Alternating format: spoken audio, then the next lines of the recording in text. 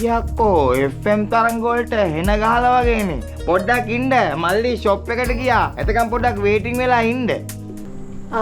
මේ නංගිනේ. මං ඒත් බලව කවුද කියලා හිතා. ගියසර මෙන්න බෑ මොකක් වෙලිට වෙලා ඉන්නේ. මම පිටතෙන්. හැබැයි දෝනියන්ද නම් එහෙම නෑ.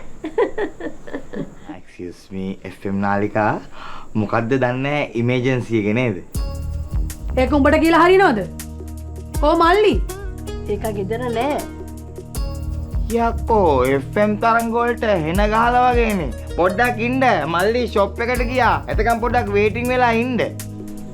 හරි දැන් එයිනේ. මං ඉන්නම් එහෙනම්. මොකද ඔය තරම් කීර්ති අරගෙන ඔය? සමහර ප්‍රශ්න විසඳෙයි කියලා හිතුවට විසඳෙන්නේ නෑ නේ අක්කේ. දෙකට පොන්නන්ගේ මන්ට එකක් හදන් එන්න.